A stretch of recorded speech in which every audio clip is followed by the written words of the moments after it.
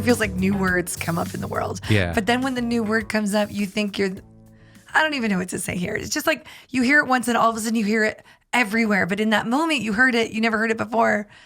Oh, yeah. It's kind of like me saying, Joe, have you ever heard of Lil Dicky? I've been watching the show Dave. He's like, yeah, bro, since 2019. But it just was right. But it was new in my feed. I actually think we were nerding out. So for all the nerds out there, they'll appreciate this. Okay. They like tech companies. Yeah. Just because something show up in your app doesn't mean everyone's getting it too. Right. Because not only is there personalization, like you're getting the shows and songs recommended to you. Right. So but also they're releasing features at different times to different sets of people. Like they might be testing it with you and 10,000 other people. But like, I don't see it for another 2 years until they roll it out to everyone. Yeah, right. So, I mean, I'm basically explaining why I'm not an idiot. No. It just... okay, but before I had sent you that podcast, had you heard of the word sleep hygiene? I had, yeah. You had. Because I'm like way smarter than you. Oh, shut up. And I was like, I heard it. And then Rebecca actually was talking to me and she said sleep hygiene. And it was like 2 times in one day, which kind of freaked me out. But to be fair, the episode you sent, that was, I'd heard of the phrase, but I had never thought about it. It's like routine sleep. It's like, but we have a nice, beautiful new word now. Sleep hygiene. It just makes you sound smarter. Clean. I felt like it was like clean sleep. Yeah. It just made me laugh. I don't know why. I just had to just talk about it for a minute because it feels like a silly word. Yeah. Like it doesn't quite connect. Well, I think we're trying too hard with that one. How's that? It feels like sleep hygiene is like you better be making some kind of contraption that brushes your teeth while Yeah. you're sleeping, Yeah. or I'm like combs sorry. your. It's like a pillow that combs your hair. Yeah. Yeah. You know how we try to like, I bet somebody just wants to write a book and they're totally. like, Yeah. sleep hygiene.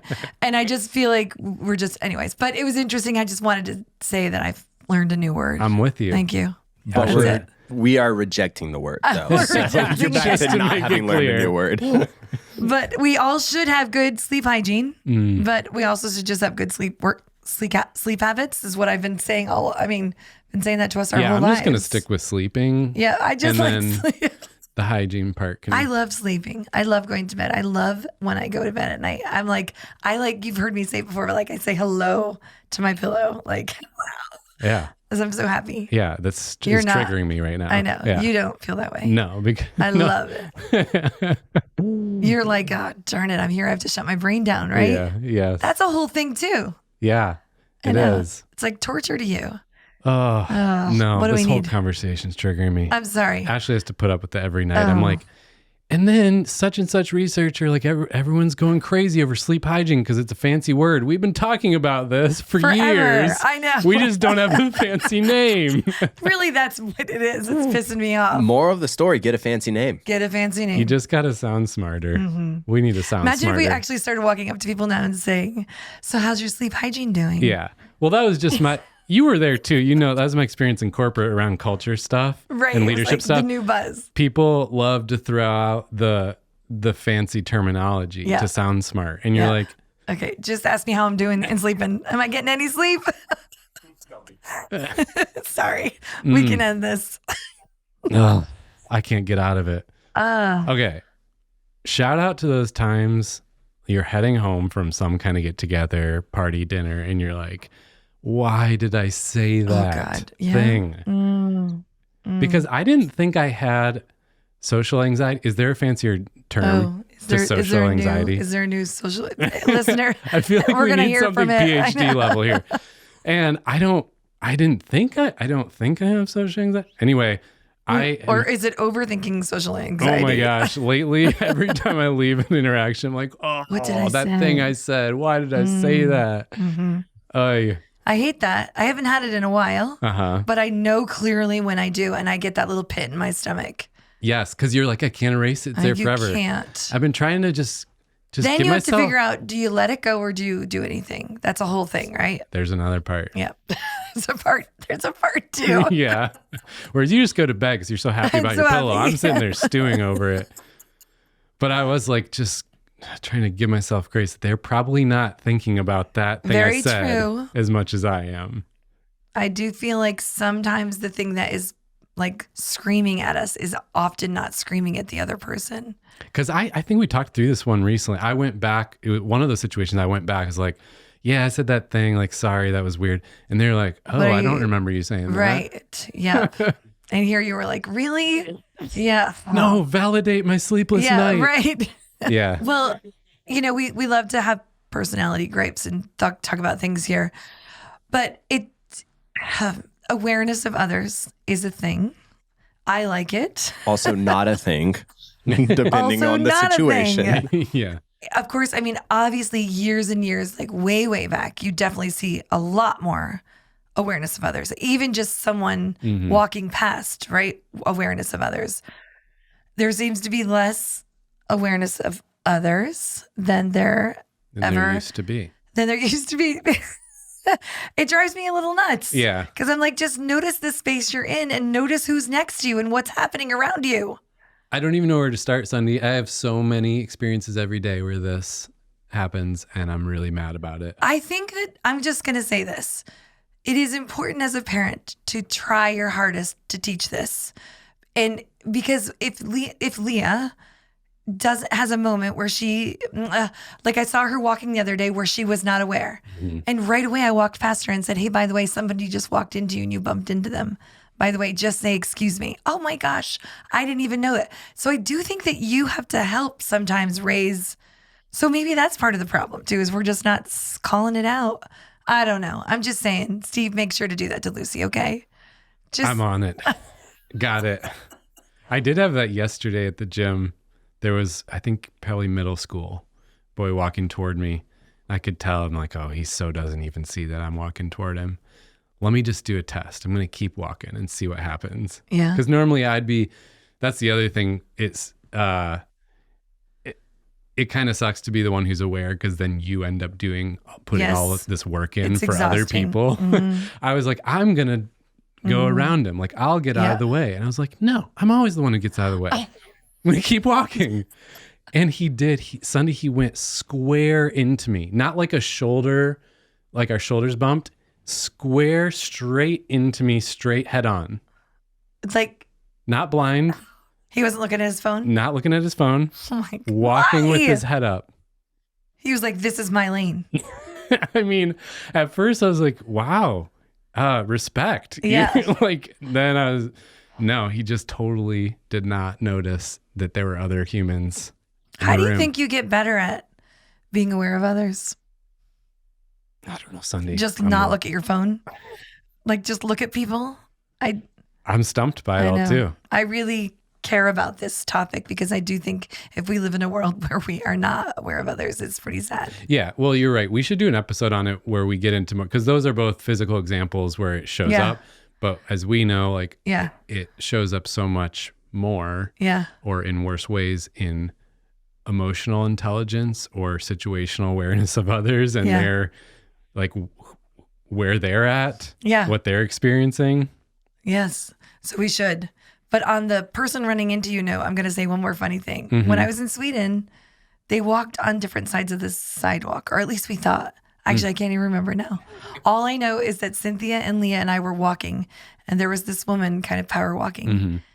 And she gave us a very strong signal with like an abrupt hand, like, whoosh, whoosh, like told us to move to this side. And it cracked us up because it was just a very serious move. Like, I'm not moving. You need to be the one to move. And we were like, yes, ma'am. Clearly. But I think it was a little unnatural. I do believe it was like the opposite side of what we might, which was what threw us. Anyway, I was very aware of her. So I know you're really into Brazilian Jiu-Jitsu, right? You can say that, yes. You could say that. I'm just thinking about it. I'm like, I'm deathly scared of it every time I step on the mats. Do I love it? And sometimes I hate it. Like this past week, I hated it. Okay. Yeah. But you said to me before, I thought it was interesting that even in parenting, that's kind of like been a cool thing because it's scary, because it's hard. Like, it's something that you like your kids engaging into because it kind of builds resilience. Yeah, I know it does. It's there's not a lot of things that I would say challenge me and put the fear inside me that jujitsu does. Not sure if Rebecca told you about last week, but we got graded. So graded means that our black belts come in, they observe us, and then we get promoted if we are good enough to move up to the next level. So a few of us got new belts. I moved from a white to a blue, which means that I should be able to hold my own against anyone that comes into the gym that's brand new, non-trained. It was tough. Like, I was nervous for the whole week. Yeah. I knew I was going to get Shark Tanked. And when it comes to Shark Tanked, it's like you're fighting 10 people consecutively for 3 minutes each round, with maybe like 30 minutes, a minute, and a break. And I was thinking about that, and I was thinking, my back is going to kill me. Yeah. Why am I doing this again? For what? I'm not trying to be a champion here. Why are you doing it? Yeah. Yeah, no, it's humbling. I mean, a lot of things, whether it's work or whether it's competitive sports, always like, okay, let's win, right? Let's do the best we can. Let's achieve something that puts us in a better position. Jiu-jitsu is not like that, actually. Like, you spend your first year learning and being humbled. And by humbled, I mean you will just constantly get smashed, loss after loss. And it's about showing up, knowing that you're not going to win every single class. And after a year and a half, you lose less or less. Yeah. Mm-hmm. And eventually you start to see the small wins. And then you start to build that resilience. And it starts to leak in different capacities at work, in your personal life. And then you start to kind of yearn for that fear, like that force that pushes you back into that really, really dark place, I guess. Oh, wow. I feel like I'm not selling this well, but something that... No, I think that's cool. Yeah. We just keep uncovering the layers of Des. I know. People weren't seeing this, but your background has some of your shoe collection. We got them. We're like, oh, we didn't know you're into shoes. Are you like a hobbyist? I feel like there's more and more every time, kind of learn another thing you're into. Are you kind of a hobbyist type? Are you hiding anything else? What are you hiding? I'm not. I don't have much for hobbies besides martial arts and shoes. I used to be really into music. So the wife and I, our thing was we would travel the world and go to concerts.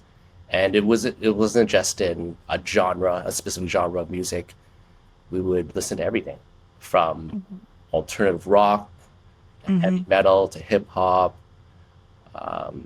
Have you guys seen the new theater I think it's in Vegas. It's like the big glass dome and they project on it. Have you seen this? Nope. That looks epic. Really want to go to it.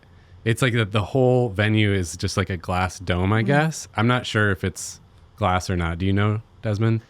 Yeah, I don't know if it's glass, because I would imagine people would try to break it, right? Maybe it's just like a projected hologram. It's just like they can put backgrounds on the whole sky, but it's in the desert, so the backdrop is the sunset in the desert. Wow.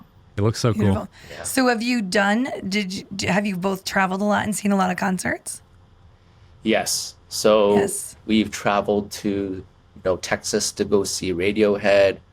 I've traveled to Japan to see a Japanese rock band, which is a whole other experience, by the way, because Japan is a whole different type of culture and norms are different. So just lining up, entering the concert, the Coliseum, and then exiting was just super orderly and clean. It was like the most orderly exit from a concert with probably more than 10,000 people that I've ever. Oh my goodness. been to. Keep going. Yeah. What else? Where other place? I've been to Vancouver, Toronto, a whole gamut of spots in the States, Vegas, LA. I've been to a hip hop concert called Rock the Bells. So that was in San Bernardino when they still were having Rock the Bells concerts. It's like a hip hop festival. So they would have all the classics because I'm old. Lauryn Hill, Nas, Wu-Tang, Rage Against the Machine. Like, those are classics now. Absolutely everything. Well, that's cool. Well, we're going to start where we start with everybody who comes on as a guest. You're not quite a guest, but it's the first time the coaches have come on, except Dana. She came on, what, two times before that? Yep. So I want you to share your first job that you ever had. And of course, it's your choice, but I want to know the very first job, if you remember that. So my first job, which my friend convinced me to apply for, and then I got accepted, was a place called Consumer Contact. And so they were a market research firm. And what we did was we would cold call people. So we would have this screen, imagine like a computer DOS screen. So there was no mouse. And it was just text at the name and then at the number. And we would dial the number, and then just question would come up, and you just ask them questions. And we would have like a 5 or 6 hour shift. And I think I worked 3 to 4 days a week. And I just needed some money to, spend whatever kids spend on, right? Movies. Yeah. Video games, snacks. All the stuff your parents are like, no. Yeah, exactly. That's amazing. Just like random surveys. Random surveys like, what kind of food do you like eating? Why? What restaurants do you go to? What type of cigarettes do you smoke, and why? Is branding important to you? And so, those surveys would actually range from a few seconds, because I would get hung up on a lot, or they'll just start swearing. This is why Desmond became a coach. He's just so good at question asking from those DOS prompts. Right, it started there. Right. Okay, and then give a summary version of your career path from there to now. What all have you done? Was it a straight path? Were there kind of unexpected twists and turns? It was unexpected, and there was an arc, like a story arc in between. So my parents were very strict. So getting out of school, they were like, you need to either be a lawyer, doctor, accountant, something in finance. I was not good at any of those things. I definitely didn't think I was smart enough for any of those things. So I kind of gravitated towards business. And again, I'm terrible at math.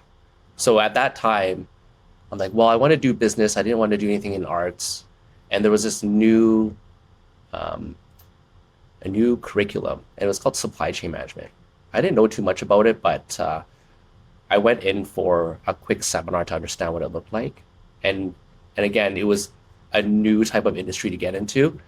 And I decided to take the leap, and I got into school for it. And my first co-op job was working for a construction company called Ledcor. So in Canada, they build industrial construction projects, they build hotels, a whole gamut of things.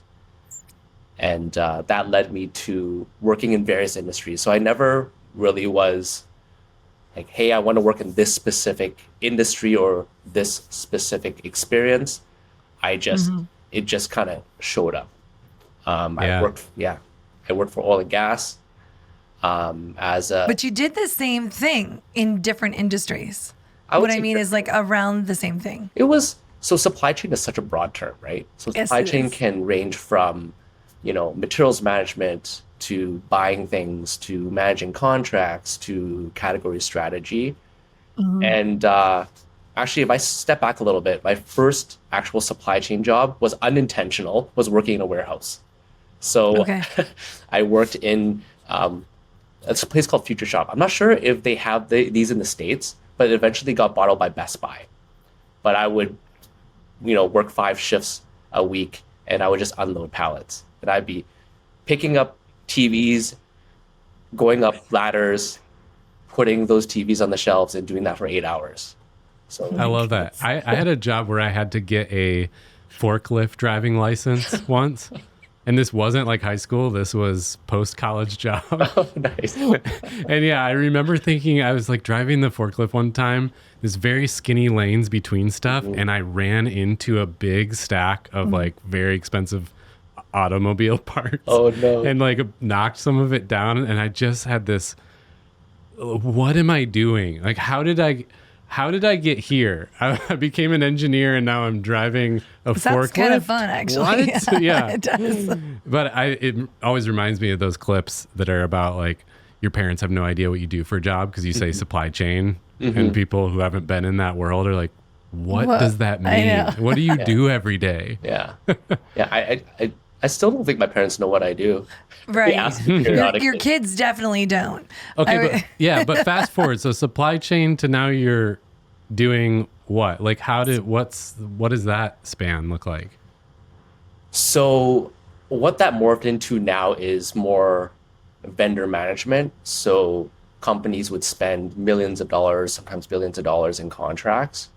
And they would see value in those relationships, or the value deteriorates. They don't get what they want and what the vendor signed up for and they signed up for. And so I've been focusing on the transformational piece of that. So many organizations, especially around our area, they're not very matured in those processes and those competencies. So I've been that person to go into organizations to say, what are we currently doing in that function, and helping them transform to where they want to be in vendor management. So it's been really interesting work, actually, because I get to see things through a consultative lens, business transformation lens, a strategy lens, and also an operation lens. So and when I think about it, like, vendor management doesn't sound like very sexy.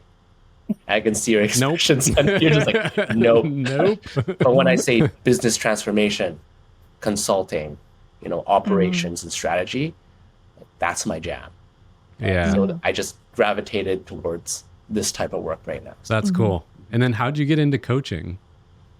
Wow.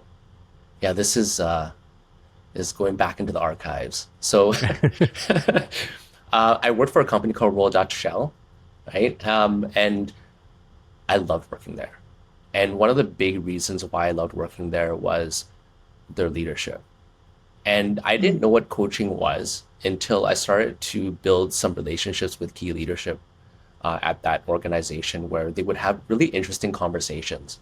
They weren't necessarily giving people bits of what they should be doing to be successful, but they were very inquisitive and they were very empowering. And I got to know that as coaching. And so as I worked more in that organization, I started to notice the types of conversations that leaders would have. And it wouldn't always be coaching. It would be some mentorship, some management, some leading, some coaching. And I just gravitated towards this skill. And I started to pick up on it and use some of those questions that I overheard through conversations when I became a leader in another organization. And it was through a conversation with my wife at the time as well. And she's like, you know what? There's actually some certifications and qualifications you can get in this space. You should look into it. There's an awesome school called Roll Roads. It looks like the X-Men mansion. And she said X-Men mansion, and I'm really big into Marvel, and I'm like, okay, I got to check this place out. Sign me up. You get there, and you're like, so what are we here for again? Yeah. What's your superpower? So yeah, I went to Roll Roads. Google it. It actually looks amazing. It literally looks like the X-Men School of the Gifted. And I went through a week of training with people that are just amazing, super accomplished individuals. And I just caught the bug. I found myself coaching way too much though when I got back.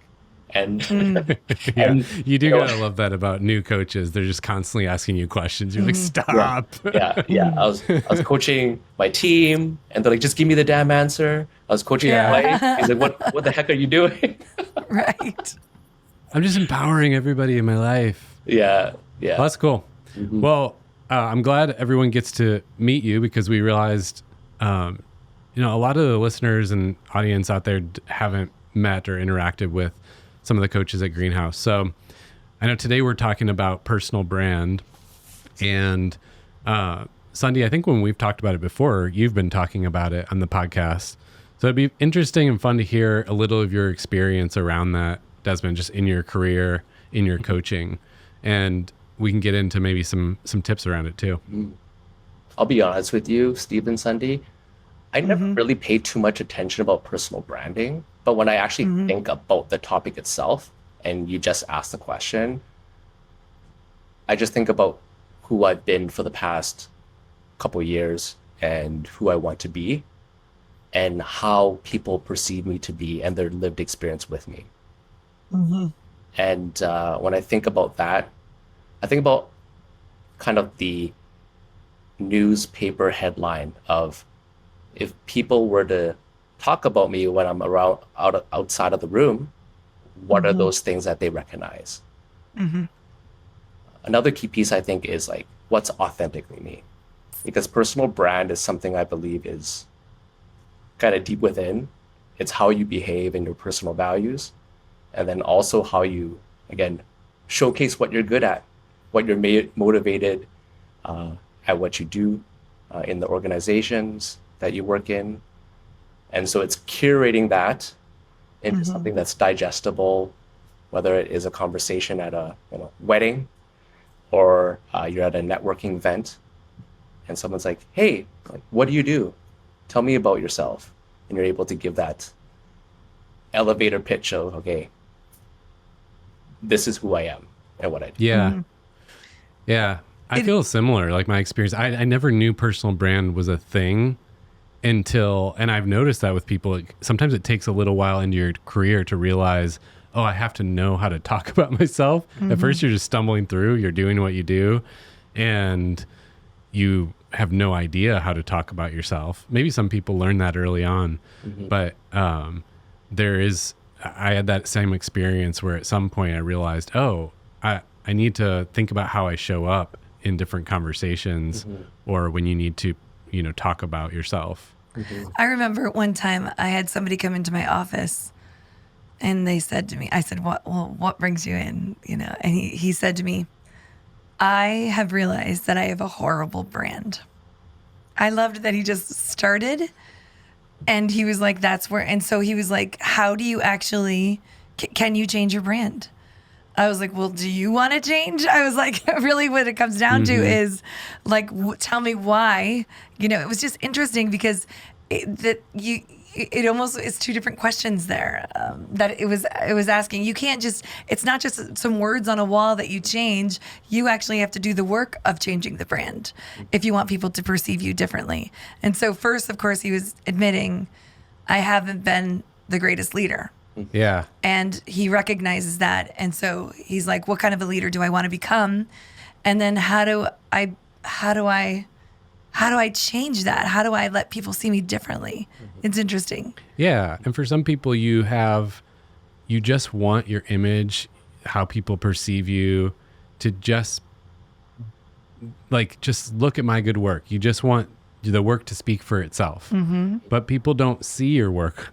Right, often. sometimes they don't. That was when I realized it. Like, well, just let the work speak for itself. Well, that's not how life works. No one sees my work. And by the way, the few who do is not the general population of who you have to present yourself to or have it is an odd, I'm kind of with you, Desmond. Now that we're talking about it this way, I'm like stepping back going, wait, this is a weird topic. Yeah, I mean, how comfortable are people talking about themselves, right? When asked. So uncomfortable, actually, I feel like. Because the second we even say, oh, presenting yourself, I actually felt cringy inside. Yeah. Like, oh, so what? Yeah.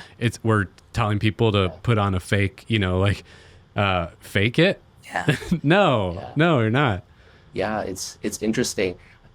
I've been thinking about a different approach on how you could get that from someone. And there was a question my leader has asked me before, and he did this during carpooling. It would be, what is the thing that you think everyone should know? Or what is the one thing that you know that you believe everyone should know? And I think that question sparks some self-awareness and is just a different way of approaching what are you good at? What is your skill? And we've, in the carpooling with different people, they're like all about answering that question because it's just, right?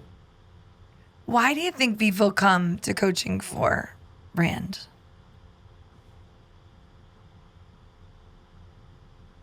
I think that they are striving for or striving to crystallize and market themselves, or crystallize something to market themselves to the outside world. Usually it's folks that are looking for a specific career path or role, and they need to put themselves out there a little bit more.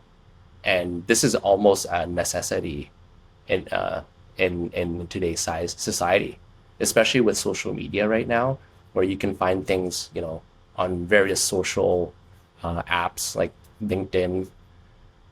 It's very much like not just your resume. It's how do you attract people that you're not seeing face to face across the world in roles that you might really want. Right. And I think that personal brand is super important, especially in the online space. Yeah. Something standing out to me already in this discussion is personal brand can have baggage with that phrase. Mm-hmm. And especially a lot of our listeners, they want to be authentic and real. They hate self-promotion. I mean, that's another huge coaching topic we get. And so they're afraid of even that word sounds so fake and self-promoting. And I think because, at least for me, I get this image of, speaking of LinkedIn, somebody who hits me up on LinkedIn who the second you see their picture, you're like, they're so fake. And they've like just doctored themselves up and all the letters after their name, and they're trying to look like something so cool. And so it doesn't have to be that, is my point. Like personal brand and projecting what you want to be known for doesn't have to be this really maybe annoying or fake thing. It can actually be a really genuine, just sharing who you are, what you do. We were just talking to a greenhouser earlier today who's struggling with, he's a generalist and he's kind of a unicorn. He can do it all. And that's always what he's been valued for in his jobs. And so it's very hard now that he's in a job search to tell people what he does, because he talks to a new company and they're like, what do you do? And he's like, a little of everything. Mm-hmm. And they're like, oh, so you do nothing. He's like, no, actually a little of everything, and it's true. That's actually his value, but that doesn't help the person on the receiving end understand him at all. No. So it's not that he's being fake to give a personal brand. It's that he's actually being more clear. Mm-hmm. Yeah. Clear. Yeah. What I find, and I have a question for you, Desmond, is that we live with ourselves. So it feels like I should know me. And yet I have a really hard time. Many people struggle feeling like, well, how do I say it in words? How do I? And yet they live with themselves. So it feels like it should be so natural, but it's not. It's interesting. So I was going to ask you, how do you help pull out from people who they are?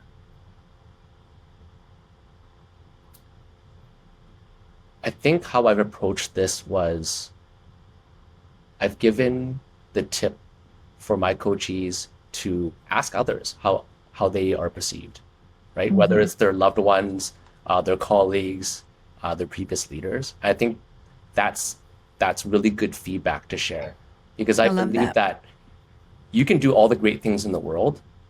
Mm-hmm. And I believe of something called the presence model. I'm not sure if it's like an actual standard leader model out there in the universe of business, but it's really around like, what's your intention, and what's your behavior? How do you show up in that with that intention? And then what are the end results? Mm-hmm. I believe if you're living your true values and your true intentions, then people understand what you're putting forward.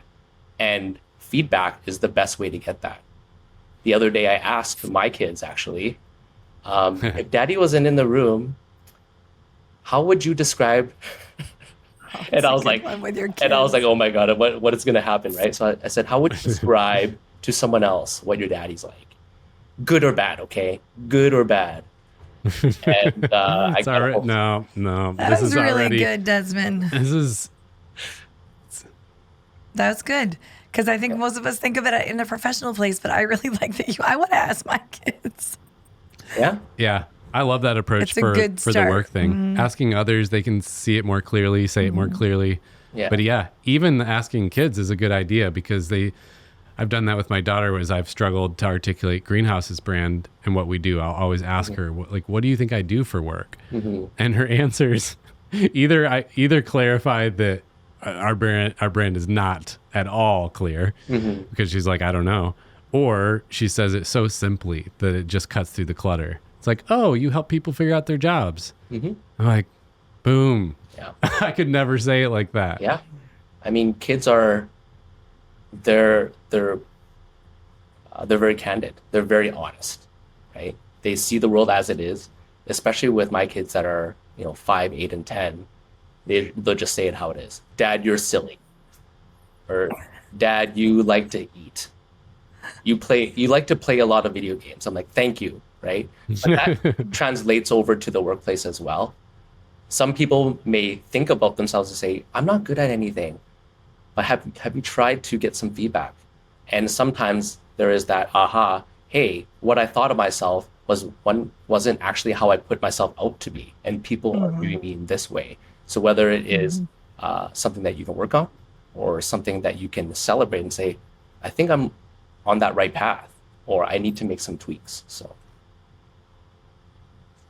any thoughts on when people are trying to rebrand, especially careers? I feel like it's a tough one.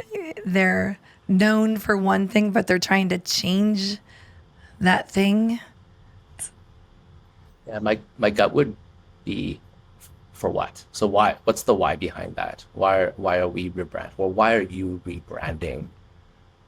What was wrong with the brand before? What was missing? Mr. Philosophical over there. Yeah. Yeah. Yeah, I think it is a relevant topic though, with so many people being laid off right now. And what we see a lot is somebody is trying to pivot to a different industry or a different kind of company where, yeah, they have to kind of figure out how they translate, how their skills translate to a different space. And that can be a tricky place to do, to share your personal brand, but a place where it matters a lot. Or something they were amazing at and everybody knows them for, they no longer love. They're like burnt out on it and dead there. And they're like, how do I shift it towards something else? It's an interesting conversation with people when that's what everybody seems to know them for, but they don't want that to be what everybody knows them for anymore. Yeah, I think there requires some level of self-reflection. And I like asking questions like, what gets you pumped leading into the 8-hour workday? What is something that you could do all day, every day for work, and you would be happy to do? And I think you start to peel back the layers of things that they could maybe set as, hey, this is where I want to be eventually. How do I build that brand? What are some things within that thing that I like to do that are very transferable from what I've done before? Because, roles and like job descriptions and stuff like that, they don't have to be one-to-one to the next role that you're going to take. There are some things like, process improvement, building strategy, leading people that are very transferable, maybe in a different industry. And it's just kind of picking apart those that interest you and you're good at. And yeah. If you were to tell our listeners just like where to begin, if they were just like, I've never really thought about this concept before, where would you tell them to begin? Talk to a coach. It's true. Because if we help tease it out. It's all on you, Desmond. All the personal brand coaching is coming your way. Ready? I would say start with some self-reflection. Think about your beliefs and values. Start drawing a list of what you're good at. What are accomplishments that you're proud of? And get some feedback from others. I think that would be a good start to getting some information and lead you on that right path.